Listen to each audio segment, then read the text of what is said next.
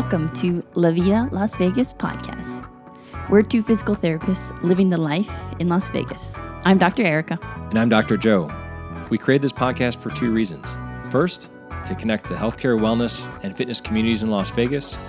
And second, to highlight all the amazing people we've met along the way. Thank you for listening, and remember to take care of yourself. Luis Angulo, tour operator, entrepreneur, SEO expert, professional photographer, music composer, retired teacher, and founder of MadGuide, joins us today on Vida Las Vegas Podcast. He prefers an old-fashioned over a martini. We chat about his tours on the Strip, as well as the Grand Canyon, climbing, and his personal weight loss and health journey. He provides us his insight on how to buy a new car by not eating sushi. You can find more about Luis and the MadGuide at www.themadguide.com. Welcome to Vida Las Vegas Podcast, Luis. We are so excited to have you on. Thank you for having me, guys. This is awesome. I'm really excited for you in this new part of your entrepreneurship. Well, thank you. So we're going to get into it. Why did you choose Las Vegas? So I would say I didn't choose Vegas. Vegas chose me. So the time that I came to Vegas, it was because of family reasons. That's how I came here to Las Vegas in the beginning, back in 2008. And I have to say, when I came to Vegas, I hated this place. By the way, I'm from Chile in South America. And I come from a place where we've got Mediterranean climate. It's never too hot, never too cold. It's super nice. And we have 4 seasons. It's kind of like LA, that area in California. So it's super nice. But coming here to Vegas, it was arriving to the desert. I came here in August. The temperature was 115 during the day in the shade, and there are no trees anywhere. So I hated the place. I don't gamble. So it took me about 4 years to really get to enjoy this place. And I didn't get to enjoy it until I found my friends, which who are the ones that showed me the outdoor activities that you can do here in the city or outside the city. So what activities do you like doing then?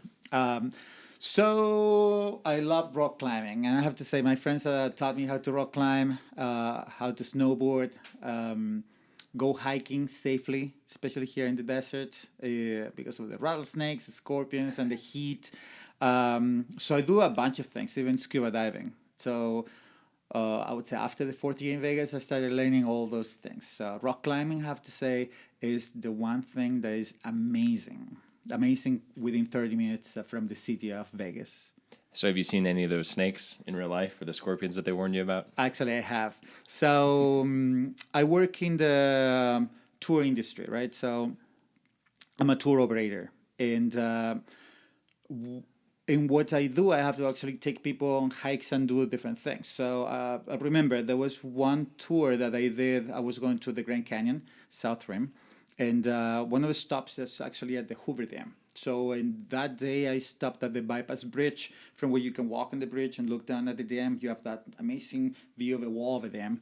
As we're walking up there, there was a rattlesnake right on the path. So we're talking about a route that is followed by hundreds of buses during the day. It's thousands of people that go over there. So as soon as I saw the rattlesnake, we were the first ones arriving. I had to stop the group, tell them to stay there. While I could go and get a ranger, So it was messy, because then you have all these people from all over the world coming, and many of them don't speak English. So imagine that, my people tried to tell them, stop, there's a rattlesnake. It was fun, actually. But I've seen them close by. Were people like taking pictures of the snake as their selfies with the snake? Yeah. Nice. So you didn't Bear Grylls it and grab a stick and try and flip the snake out of the road yourself? I don't mess around with snakes. Oh, okay. So you've done tourism or led tours of the Grand Canyon. What would you say is the best time to go visit the Grand Canyon? That's actually a very tough question, because it's going to depend on what you want to see and what you want to do. If you were going to ask me what's my favorite time to go over there, that's tough. it's tough to pick. But I'm gonna put it this way: if you want to hike, I would say the best would be spring and the fall, because the temperatures are not too high, and there are less people going over there. So if you want to hike on the top of the rim, along the rim, or inside the Grand Canyon, I would say those are the best times. Remember, if you're going to go inside the Grand Canyon, it's a hike that it will take about 6 hours to get to the river. And the lower you go, the hotter it gets. Okay, so that's something that people don't consider when they do that hike in the summertime. Summertime, what I love about the summertime in the Grand Canyon is that we get the monsoon season. So it's a season in which it rains.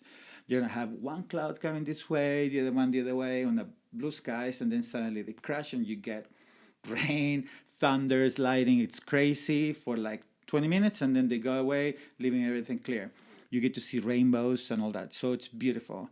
For sunsets also, I like the summertime is it's a time in which it's going to be like hit and miss because of those clouds. But when you hit them in the right spot, when those clouds are in the right spot, you get the most beautiful sunsets you can imagine. So the best sunsets I've ever seen at the Grand Canyon are in July, August. The wintertime is amazing also because of the snow. So it does snow in the Grand Canyon sometime. I'll go over there with snow up to my knees. And but the roads are clean always, so they take really well. They take well care of the roads over there. When you go in the summertime, of course, less people go, so you have the Grand Canyon for yourself. The only difference is during the winter, you don't want to hike because of the snow. You don't want to slip and fall in the Grand Canyon. But for pictures, it's amazing. So if you are into photography, I would say all year round, depending on the type of photography. If you want to hike, fall and spring, and summertime for those sunsets. It's a good synopsis. What is something else that you mentioned that, besides what you've mentioned already, that people don't know about the Grand Canyon, that common things that you tell people with fun facts? Fun facts of the Grand Canyon. Yeah. So that's going to take me like 2 hours. Come and see him for a tour framing, first. yeah, and then I'll give you the answer. So, fun facts of the Grand Canyon. If you were going to ask a ranger about it, they're probably going to start talking about elk. It's not that I don't care about the animals of the Grand Canyon, but I do like the geology of the Grand Canyon. One of the things that I find it's very interesting is the fact that when you look in the Grand Canyon, you will see lines that go perfectly horizontal. So those are deposits of soil that got compressed throughout millions and millions of years. So literally, it's like looking into a book. Every layer, it's like a page in a book full of information, data. So you can, if you're a scientist in that field, you can go and take samples and figure out what was going on the Earth at that time. It's a lot of data.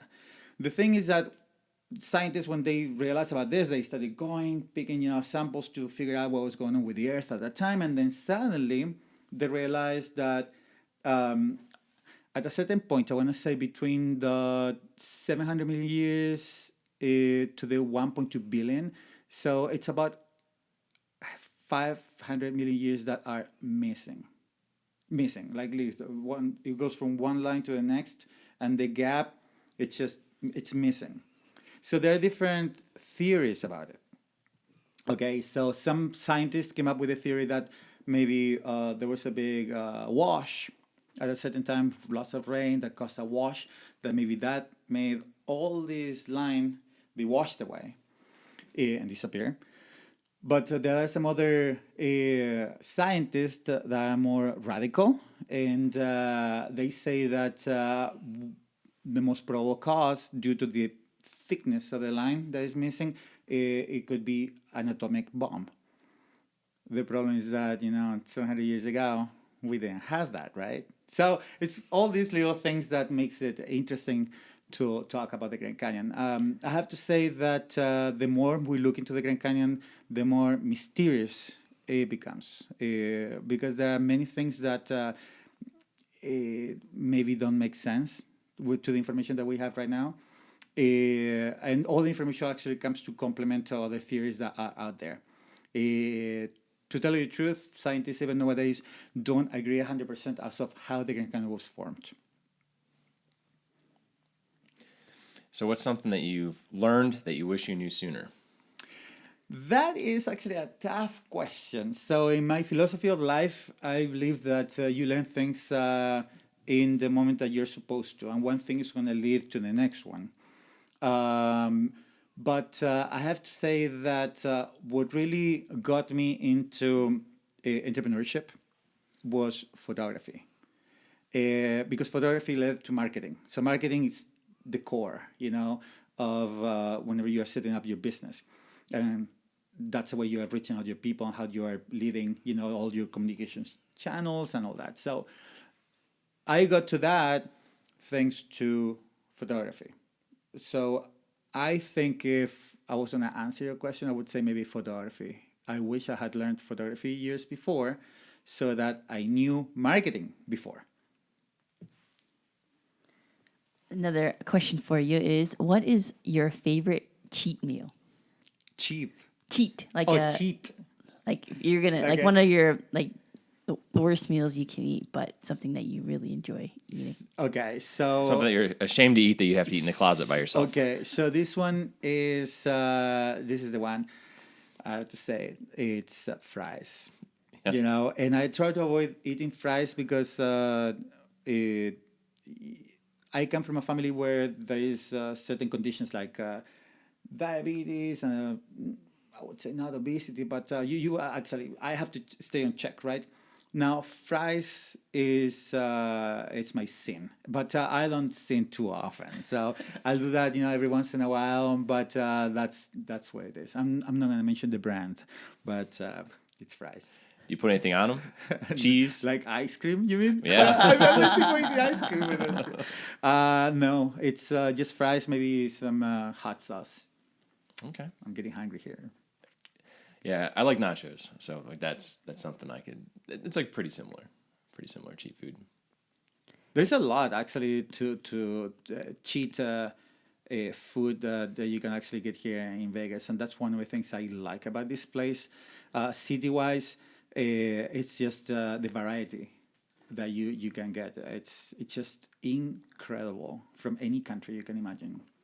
I was pretty impressed with that. I didn't know Vegas was a food place until I moved here, and then seeing the wide variety that they had. I mean, you can name one type of food and ask one of your friends, and they'll know several restaurants of where you can go get that. I was really impressed with like how much they have to offer here, food-wise. Where are you from again? I'd say Georgia before Georgia. I came here. Okay. And Atlanta has a lot of different types of food, and it's pretty diverse. You can get pretty much anything you can think of. But here is like a smaller city, but you still have a lot of that variety. You're from Chile. Mm-hmm. Have you found a restaurant out here that serves good Chilean food? Actually, no. There are no Chilean restaurants here in Las Vegas. And I believe that I did a little research. It seems to be that they were at a certain point and they closed them down.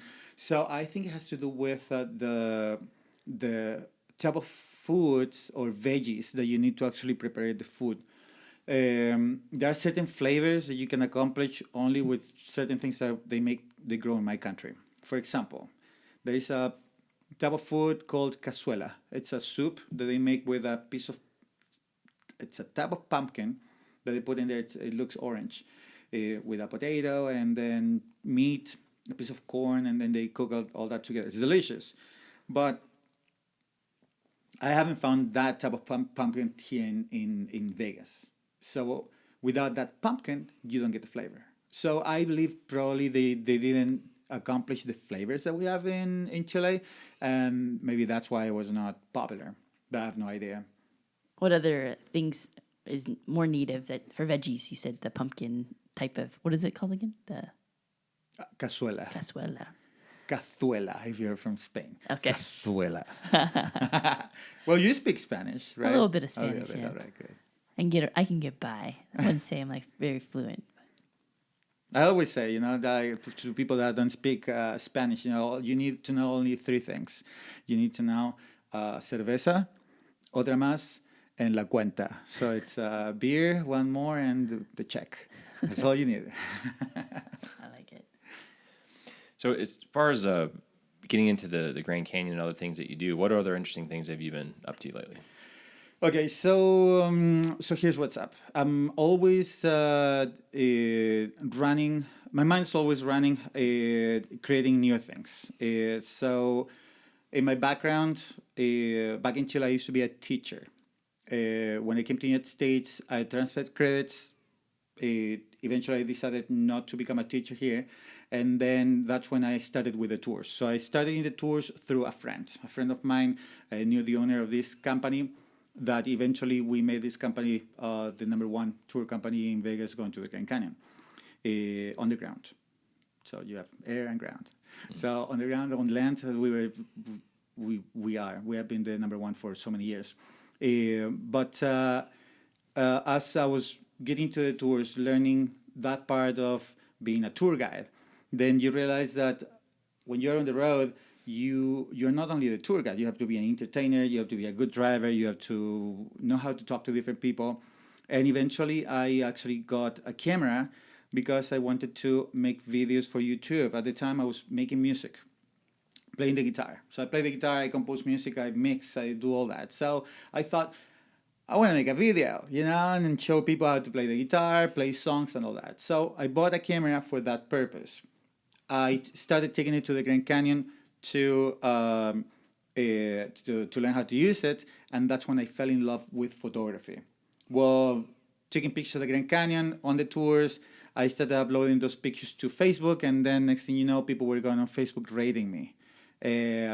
So then right there, it was the first step into marketing.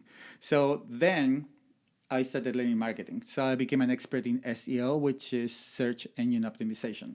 And I also know how to design and make websites. The story is that all that led into a point in which I moved into that field. So I worked in marketing for this company. It was a 3D printer manufacturer from France. And I was their VP communications at the time, VP communications and marketing. That was in California. And this guy didn't like California. Well, actually, I have to take it back. I love the weather. I love the landscape over there. It was just a little too crowded, and the taxes, I was just not okay with being taxed twice and paying so much to live over there. So I decided to come to the wild, wild west. And coming back to Las Vegas, I had a few ideas. I came back to Vegas, got a partner, and we bought a restaurant. So we had that restaurant for a little while. After that, I went back to the tours, but always with the idea of starting a company in marketing. So that's pretty much what I've been doing the last 10 years. So it's tourism, but actually with the focus on marketing. And you've gone to some tours too on the Strip as well? Yes, actually, that's the last step I did before the coronavirus, which stopped tourism here in Vegas. So being a tour operator, so along that line, so I started as a tour guide, eventually became a tour operator. So I operate a tour to the Grand Canyon. But then doing the tour, where I have to wear different hats, being the owner of my company, where I have to do the tour, hike with the people, talk to them, take pictures, do that, and on top of that, driving.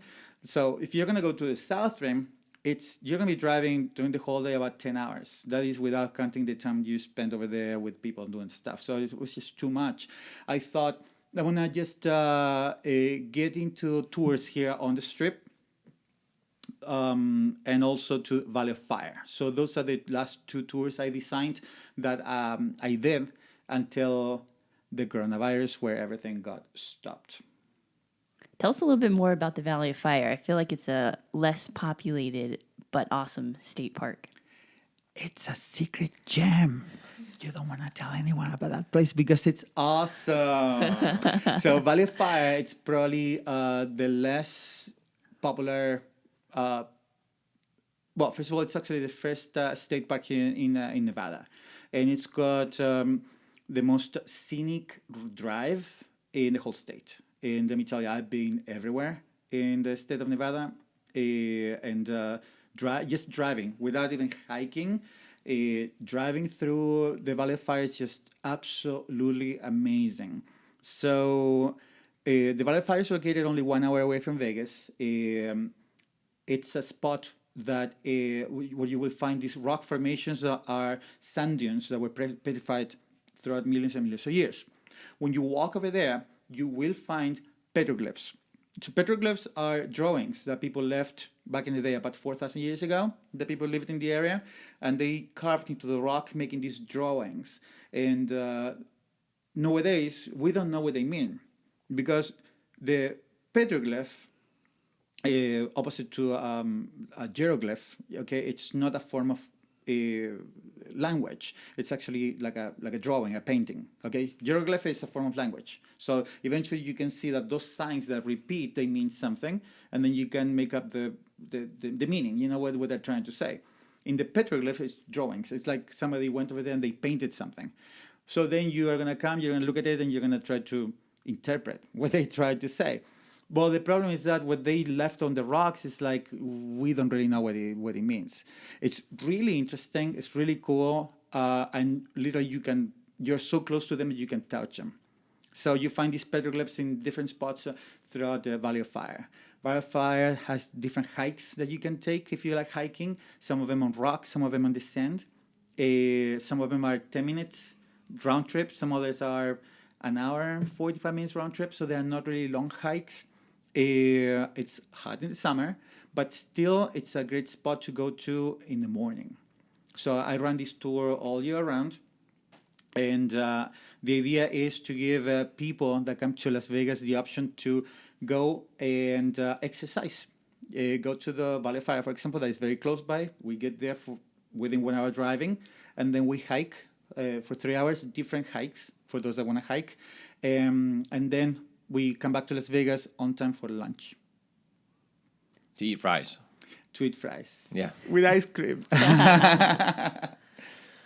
So what are some places in Vegas, I mean, not talking about just the tourism places that you go to.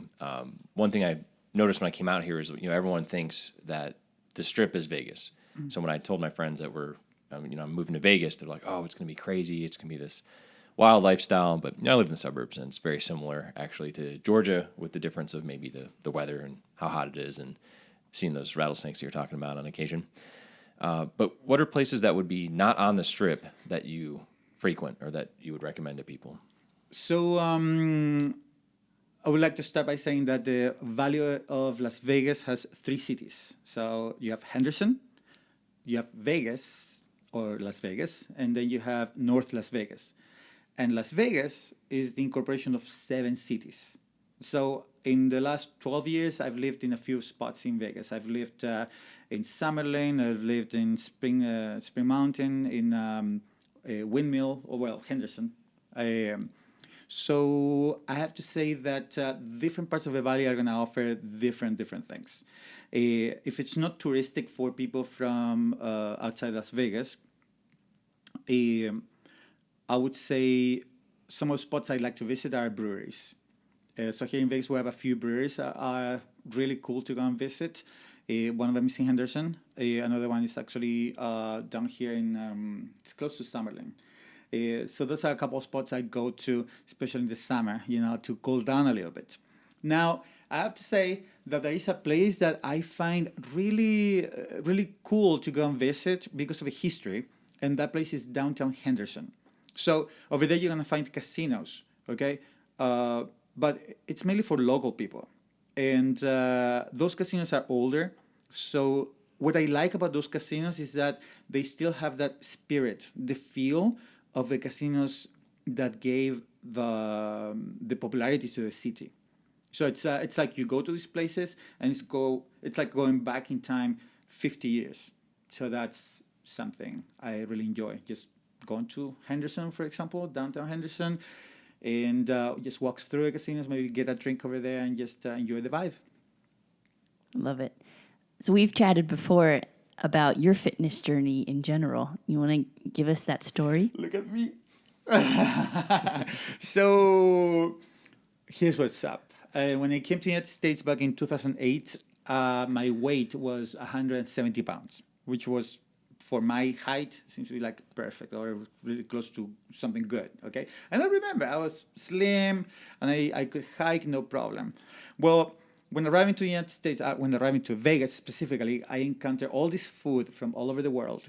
And these burgers that you guys have here, it's just, oh my God, amazing. You don't notice it because you're born in this culture, right? So for you, a burger, it's, the ground beef that you make, that's the burger, okay? I come from a place where a burger, it's a McDonald's burger.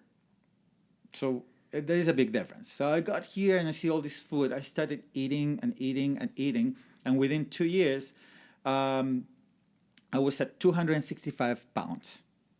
Okay, that was my weight. I was at that point where I went from sizes M to L to XL. And the XL was so tight that I needed to go and get the 2XL or XXL. So at that point that was a wake-up call. At that point, I'm like, this is wrong. I don't want to be like this. And I noticed that I was walking a little bit and my knees would hurt. I was just walking. I'm not talking about hiking. I wasn't hiking. So I thought, I'm going to go to the doctor so that I can get pills to lower my weight, right? Because I was lazy. For real. So I went to the doctor so I could get a prescription to get pills, to lower my weight. That's the truth. I'm being super honest. I go to the doctor, so they asked me to do these tests. So I go to the doctor, and then he's reading through all this, nonsense to me, like all these names and things that I don't understand. And then he says, well, you are he said there are different, many levels that are not right. At the time, I was doing tours of the Grand Canyon pretty much every day or every other day. So I was drinking lots of energy drinks that are very popular. And let me tell you, they're not good for you. So my levels were not only off because of the food, but because of the drinks. So he mentioned first about those levels that had to do with the energy drinks I was taking. And then he said, and also your sugar, it's very high and you're about to become diabetic. And that's what did it. I'm super scared of diabetics because of what I've seen in my family. So at that point I said, okay, doctor, I need to lose the weight right now. So what can you do for me? I need the pills. And the doctor looked at me. He said, dude, you're 27 years old. Go and work out. So I did. I didn't go working out. What made you think that pills would be the solution? Like, where did you get that idea from? So it's an idea that you see on TV. You just look on TV, and then they have all these supplements or supplements to make you look better or gain muscle, but you also have these pills that are going to make you lose weight. And meanwhile, you're watching TV. So that's the idea I got. Oh yeah, I'll take the pills. You sit down, play the guitar, and it's going to happen. And no, it doesn't happen like that. So doctor said, no, you're too young for that. I was 27, 28 years old, and he said, don't be lazy.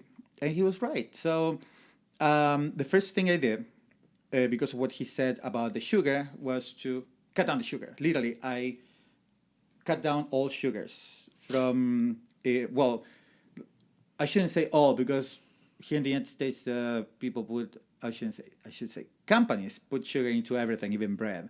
So the first thing was actually leave everything that was actually high in sugar. For example, drinks like Coke, Pepsi, like all those type of the pop type of drink. Mm-hmm. So I left those first, and that alone made me lose 20 pounds within like a month, I would say. Just cutting out sugar? Yeah, cutting out sugar within a couple of months. I remember it was like 20 pounds like this. It was just sugar. I would continue with pizza, continue with burgers, continue with all that stuff. It was just the sugar. The next step I did was to cut on carbs. So I stopped eating lots of carbs. And remember when you mentioned before about my cheat meal? So at the time, my cheat meal would be pizza.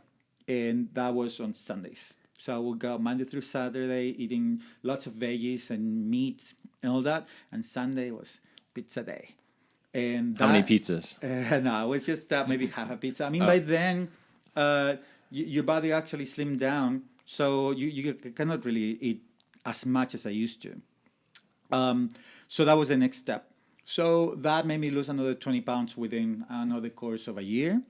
Okay, so we're talking about I started dropping pounds little by little. So it was not something that, 30 days and you're going to look like this, right? So within the course of a year or so. And then I wanted to continue dropping. So the next 20 pounds I did with exercise. So that's when, about around that time, is when my friends started encouraging me to come out with them and rock climb. And I still remember the first time I went rock climbing with them. I took 2 pictures. And I posted them on Facebook, and I put their equipment and my equipment. So their equipment was a picture of the ropes, the harness, all the things that you need for rock climbing, and then my equipment was it was a sandwich, and it was cigarettes and a lighter. So it's crazy. I mean, how things have changed. I don't even smoke anymore. So that's how it started. And then once I was on the rock, I realized I loved it. It's just that when you're on the rock, you have to concentrate on just going up, and you cannot think of anything else. You have to think of this. And that did it. It was just so relaxing. It's so challenging. So since then, I just started going out with them, hiking, rock climbing, eventually snowboarding. And the more I went out with them, the more I lost pounds. So it got to a point where I went down to 177. So I was 7 pounds away from the weight that I had when I came to the United States. And then I became lazy again. But that was years later. I would say in the last year, I gained 10 pounds from there. But around there, now my plan is actually to make it down to 175. I would like to get to 175. And in order to do it, I'm going to actually follow the same that I did before, because it worked for me. I've noticed that some certain things work for certain people. In my case, it worked. Leaving the sugars, less carbs, and just exercising more. That's what did it. Have you ever done any kind of like formal exercise, like actually been on a program where you follow someone's like online programming, or you go to a gym and have a trainer work with you, or did you just purely lost weight through activity alone? So it was purely done by activity alone, but you need to think, it took me years, like 3 years to actually go down to the weight that I wanted. So it is possible to be done alone, but I always think that if I had had a trainer or somebody helping me with that, probably I would have done it within months. So no, the answer is no. I haven't got any trainer. But if I wanted to drop, pounds fast and really look good and really learn about this, I would actually go and get with a trainer. Definitely. We can introduce you to many. I think I know a couple. A couple of them. So talk about your weight loss journey and how you were able to quit smoking.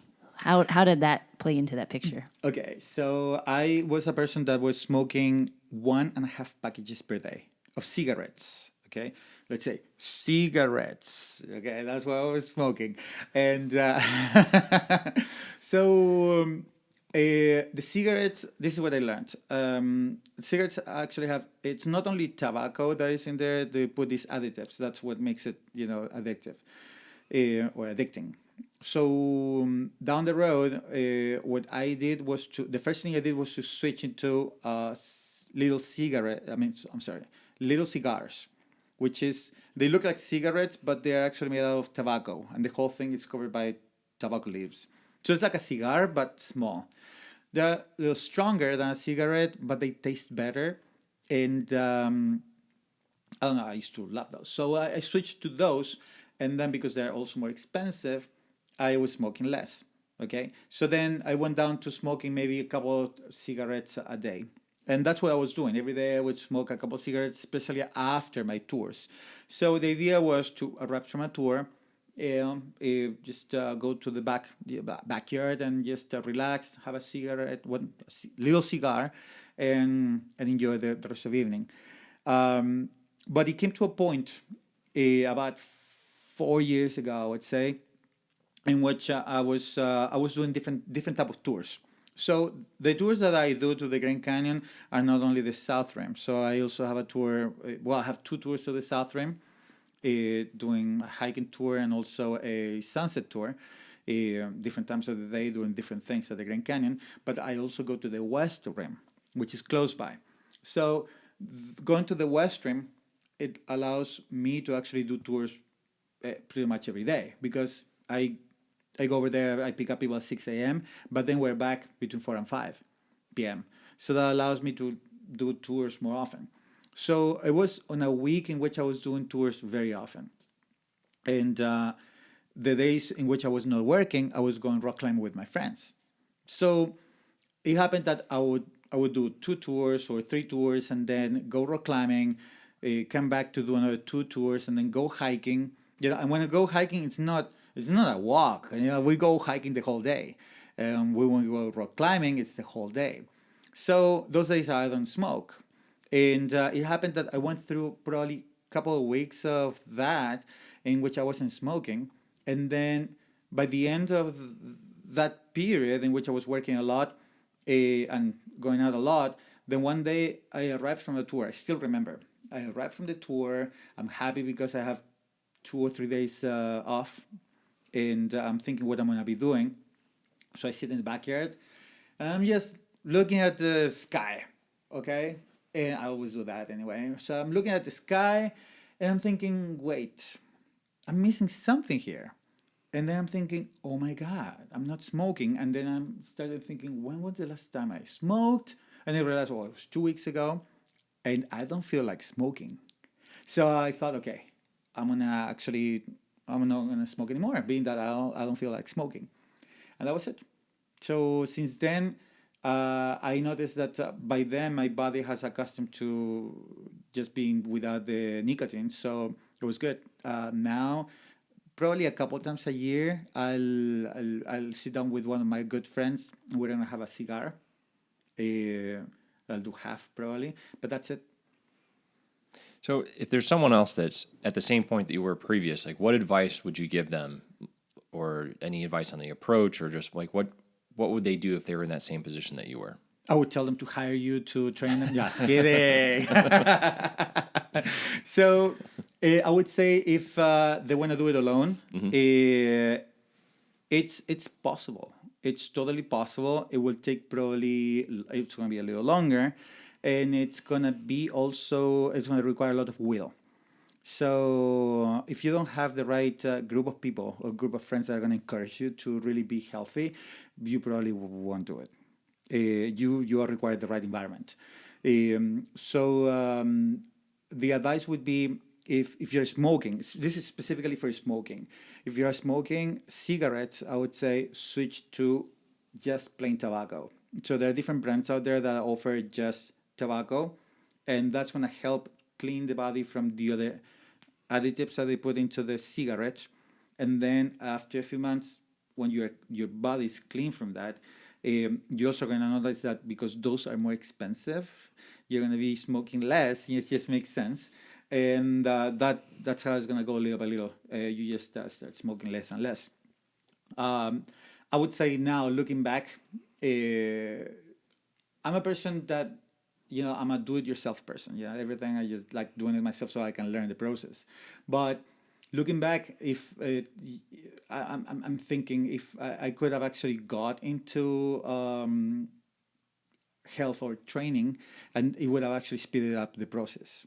For example, getting into a gym, it would have actually cut off drinking and smoking altogether.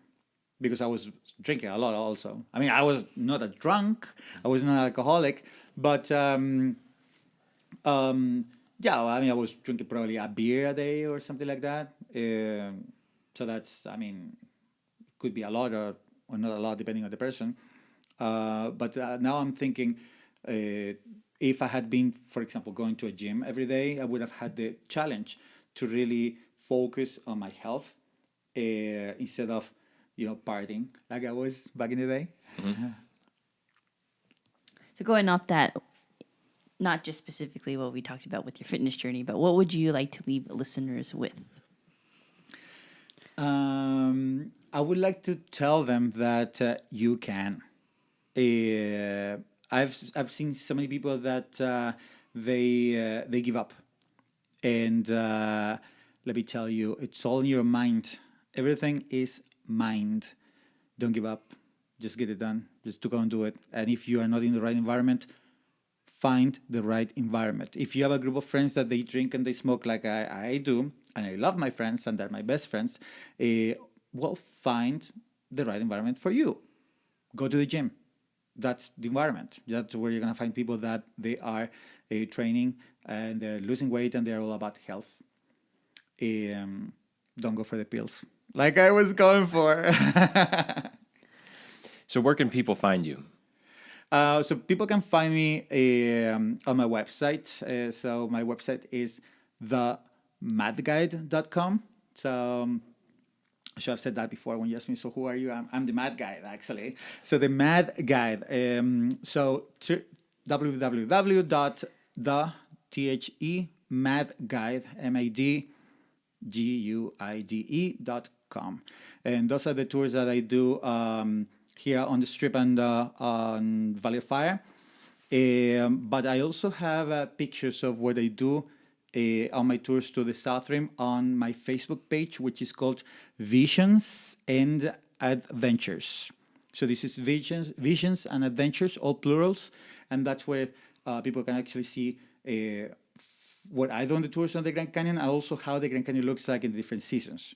So if you're planning on going over there, you want to see how the Grand Canyon looks like in different months or weeks or days, you can just go there and scroll down. Literally, I do 3 or 4 tours per week. You will see how the Grand Canyon changes per week, pretty much. Very cool. Well, that's awesome. Thank you so much, Luis, for taking the time to chat with us. Well, thank you for having me, and We good really luck with appreciate everything. Mm-hmm. Thank you. You too.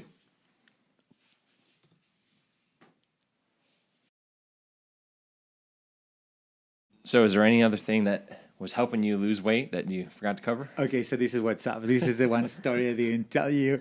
So I was eating sushi, all you can eat sushi, 4 times a week. I promise, 4 times a week. So think the amount of money. So it's all you can eat sushi after taxes is like $30 before tipping. Okay, so I was going over there so often, 4 times a week, that the chefs in this place, they knew me. So they used to call me 68 because that's the amount of pieces I used to eat. 68 pieces. 4 times a week? 4 times a week. So I would go over there, and it got to the point where I would enter to the place, they would see me, and then I used to sit at the bar. I would go over there alone after a tour. And I would sit at the bar. By the time from the door to the time in which I'm sitting at the bar, they were serving me the first pieces of sushi because they knew what I was ordering, and I always ordered the same things. So, 68, that's how they used to call me. Well, the thing is that eventually I realized I was spending $30 plus tipping 4 times a week. So what I did was to just go out eating sushi once a week, okay? And I bought a new car. That's pretty impressive. Is that the car that you do your guides with? No. Oh, okay. So no, at the time it was a different car. It was a little car, but it was new. It was the first car I actually had for off-roading. But it's crazy the amount of money you can actually spend in food, and cigarettes the same. You know, when I was smoking, imagine a pack of cigarettes at the time. I don't know how much they are now. I was spending like $7 per pack. And I was smoking 1.5 per day. So we're talking about I was spending over $10 per day in cigarettes. You know, you do that math, it's $70 a week. You go per month, and that's 28 bucks. I'm sorry, 200. Oh, hold on, I'm getting confused here. So we are at 8. Yeah, so it's $20. Let's say $30 a week, a month. So then it adds up. So those are all the numbers I saw. You know, I saw me spending money in cigarettes, me spending money in food. Not only sushi, because I was going out every day. So 3-4 times a week in sushi. But then the other days I was doing buffets. I was doing like any type of food you can imagine. So it adds up. So then I started going to the supermarket, getting veggies, making my own salads, just getting into the healthy meals. And because I was doing that, I was saving money. And then you got to do something with this money, right? So yeah, I got a car, and that got me into off-roading. And off-roading is one of the things that you can do close to Las Vegas that is actually awesome also. Very cool. We love sushi as well. We have actually been and eaten sushi with you. And you followed one of the chefs too, right? He went to a different restaurant and you followed him to the next restaurant? So, well, I lost track of him. So this is my favorite chef on sushi. So I've tried many places, met many chefs, but this guy, his name is Mike. He's awesome. The food, it's just, what he makes is awesome. And he also actually makes his own things. So because I was going over there all the time, talking with him, then one day he says, hey, you want to try something? I'm like, sure. And he does this thing, you see him cutting stuff, doing stuff. But it was different, because you usually look at the chefs, they're all doing the same. But this time he was like going back and forward, doing the different things. And he gives me this hand roll with my favorite type of sushi, fish, which is yellowtail. And oh my God, it was so delicious with this sauce that he added. It was just so good, and some green stuff. I have no idea what he put in there. So I said, dude, this is awesome. Where in the menu is this? And he goes, no, that's my thing. So I'm like, you created this? And he's like, yeah. I'm like, dude, you gotta put it in the menu. This is just so good. And he's like, no, secret. It's only for friends. So yeah, I appreciate Mike. When you found him, did he automatically start making 68 pieces of sushi for you? Yeah. So it was funny because I lost track of Mike. So we're talking about, this is 4 or 5 years ago when I stopped eating sushi. I started eating sushi like a regular person, right? Like once a month or so. So then eventually he left that place where he was working. So I didn't know where he went. So 4 years go by, at least. And then we entered to this place. Was it with you guys?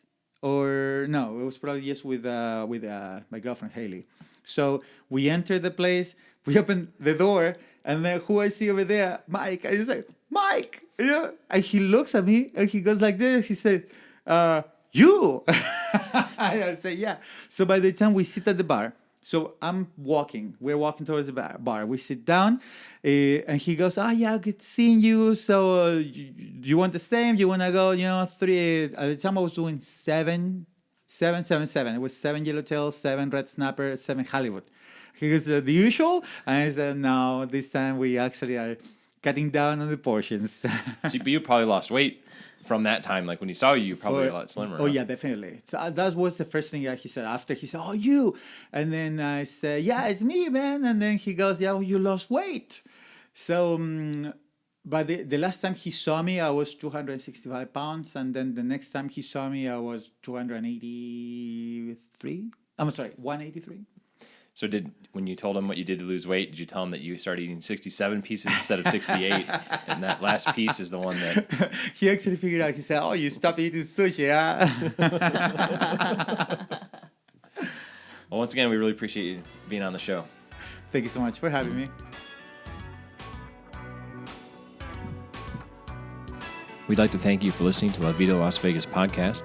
We hope you enjoyed the time with our guests as much as we did. It would help us out so much if you could share, subscribe, or review our podcast or any combination of the three. Thanks again, and remember to take care of yourself.